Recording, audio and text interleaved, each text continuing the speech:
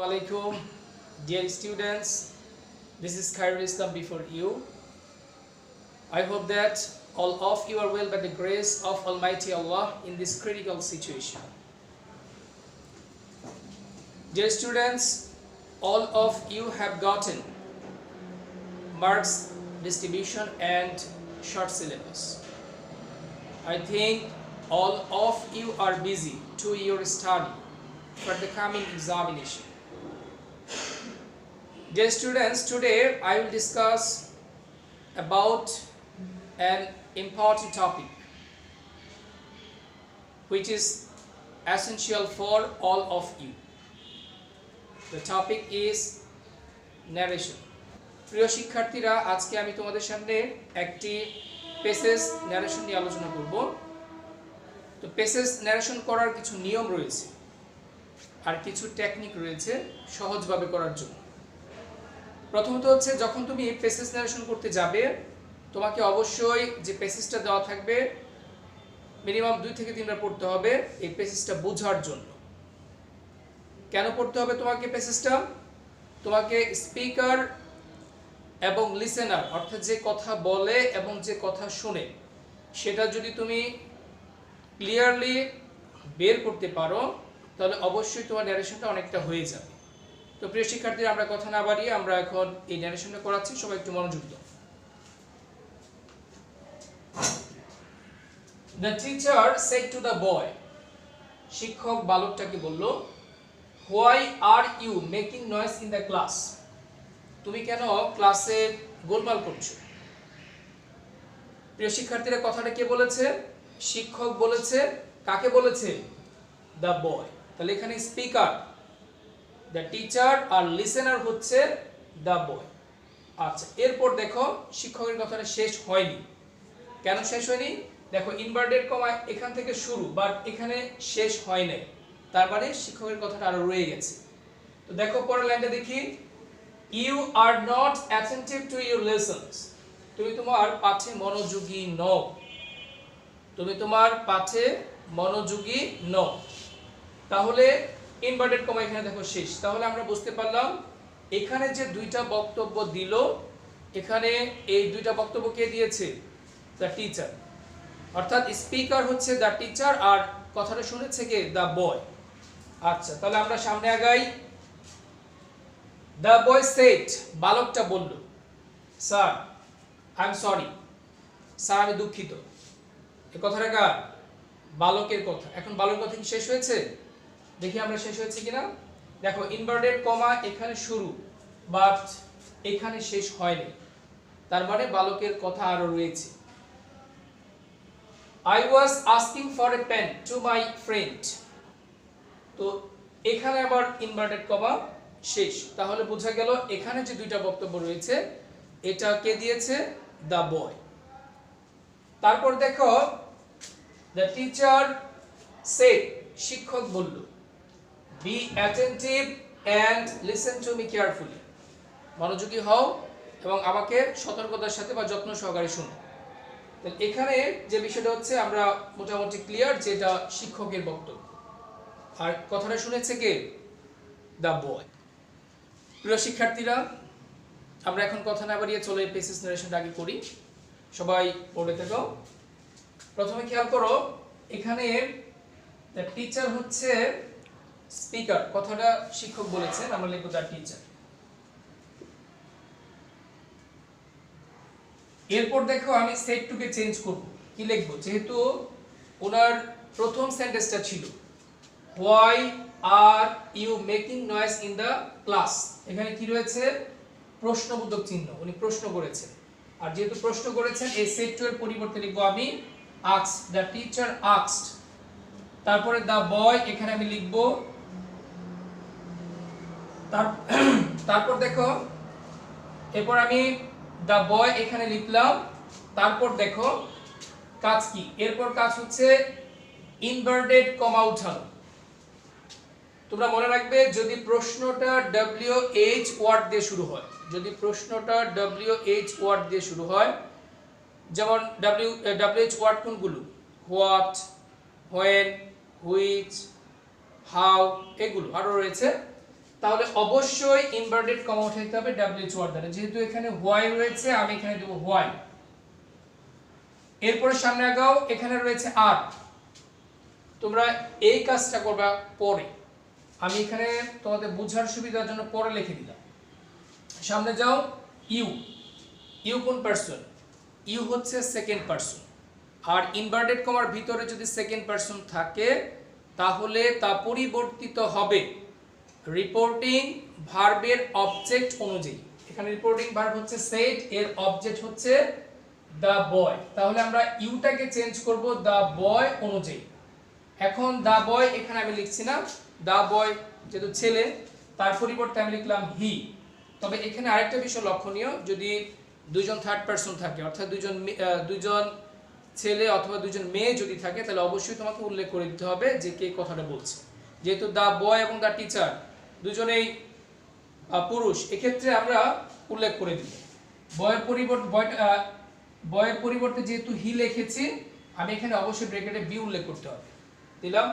এরপর দেখো একটা কাজ রেখে গেছিলাম পরে করার জন্য, আর যদি কোনো সেন্টেন্সে এম ইজ আর থাকে, যদি কোনো সেন্টেন্সে এম ইজ আর থাকে তার পরিবর্তে লিখতে হবে ওয়াজ অথবা ওয়ার।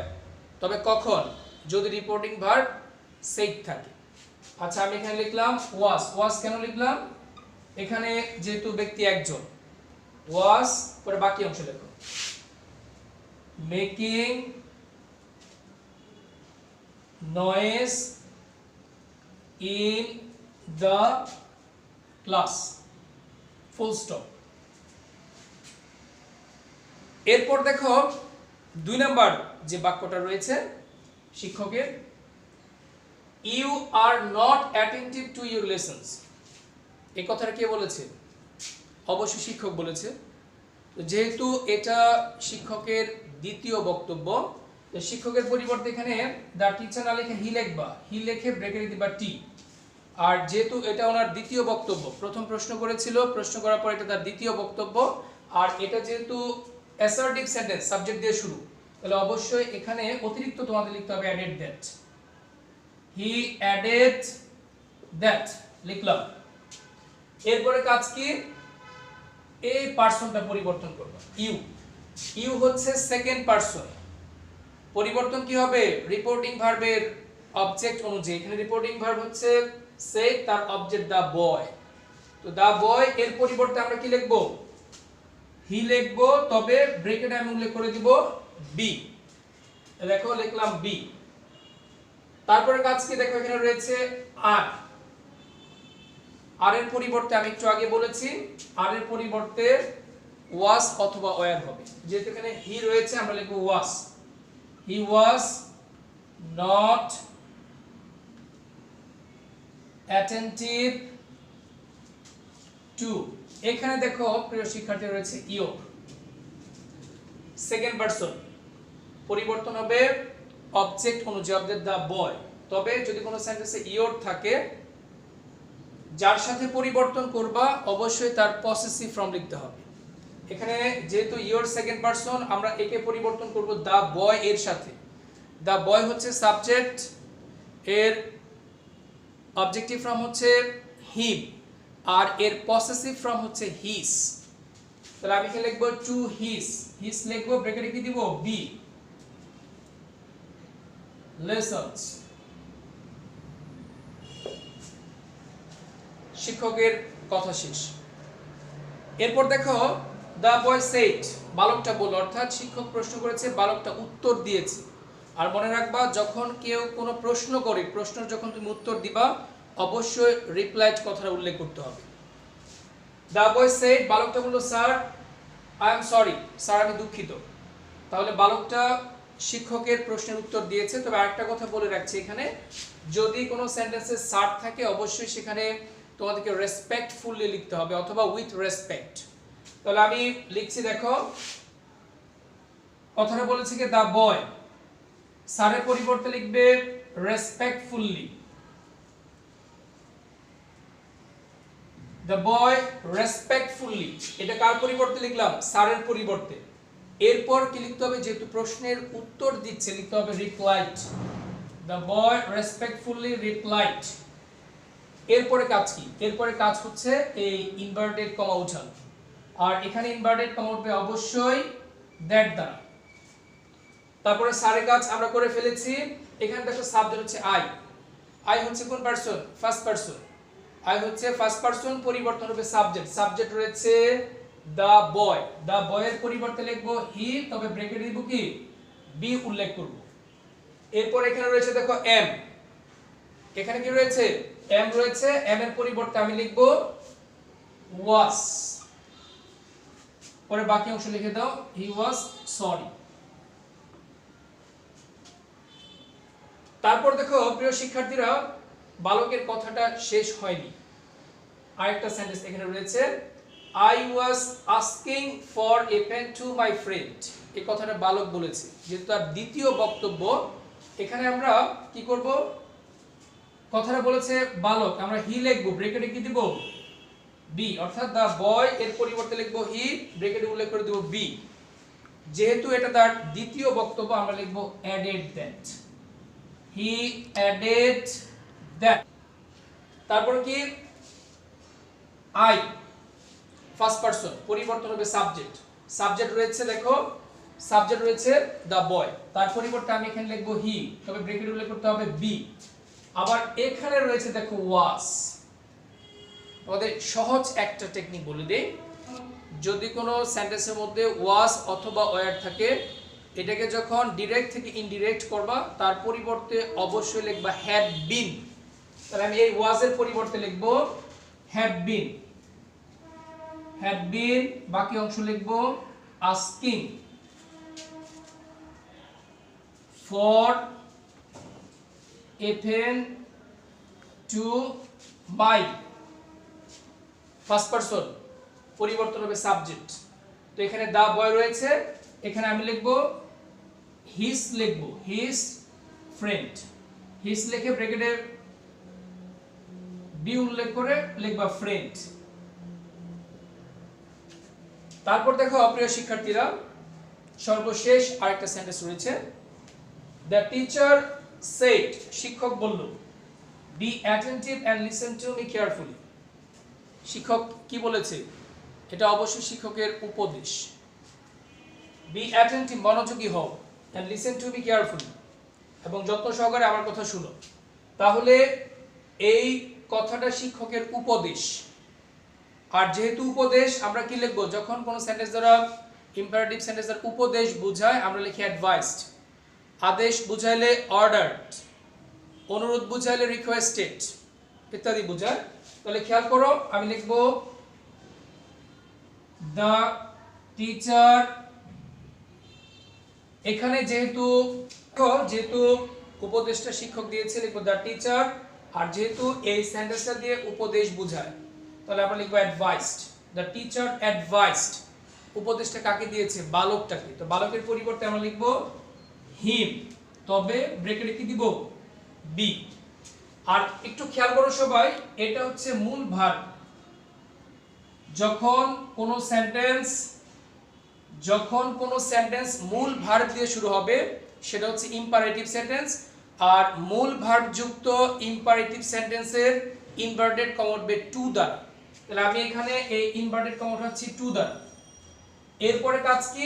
এরপরে কাজ হচ্ছে মূল ভার্ব থেকে শেষ পর্যন্ত, তবে যদি কোনো পার্সন থাকে সেটা আমরা পরিবর্তন করব। তাহলে আমি লিখছি দেখো, টু বি অ্যাটেন্টিভ এন্ড, তারপর দেখো লিসেন টু। এখানে দেখো মি রয়েছে, মি হচ্ছে ফার্স্ট পারসন, অবজেক্টিভ ফ্রম।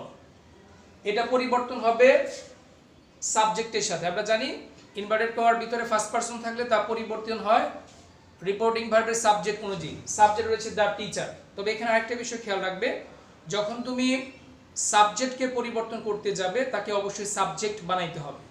আর যখন তুমি অবজেক্টকে পরিবর্তন করতে যাবে, অবশ্যই তোমাকে যার সাথে পরিবর্তন করবে, যখন তুমি অবজেক্টকে পরিবর্তন করতে যাবে, তুমি যার সাথে পরিবর্তন করতে চাও তাকে অবশ্যই অবজেক্ট বানাইতে হবে।